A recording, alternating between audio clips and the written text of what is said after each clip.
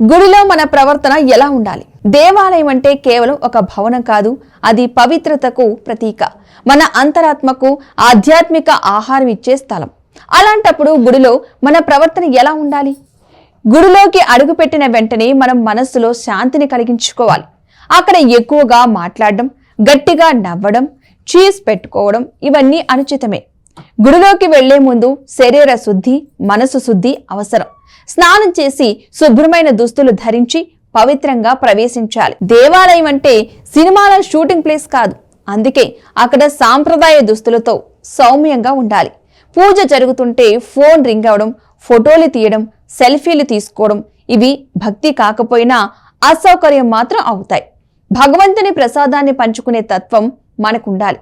ఇది ఒక దైవిక దానం, అందుకే ప్రేమతో పంచుకోవాలి. దూకుడు తొక్కుడు ఇవి అన్నీ దేవాలయానికి సంబంధించవు. అందరూ సమానంగా భగవంతుని దర్శించుకోవడానికి వచ్చారు.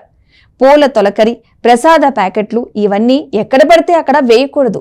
గుడి పరిసరాలను శుభ్రంగా ఉంచడం కూడా భక్తి అంతటిదే. పక్కవారికి చూపించేది కాక మన అంతరాత్మతో దేవుణ్ణి అనుభవించాలి. వాస్తవమైన భక్తి మన ఊపిరిలో ఉండాలి, మన కళ్ళల్లో కనిపించాలి. గుడి అనేది శాంతి నిలయం. అక్కడ మన మాటలు కాదు, మన మనసు వినిపించాలి. అందుకే మర్యాదగా, భక్తిగా, వినయంగా ఉండాలి. ఇలా ప్రవర్తిస్తే దేవుడే మన ముందుకొచ్చి ఆశీర్వదిస్తాడు.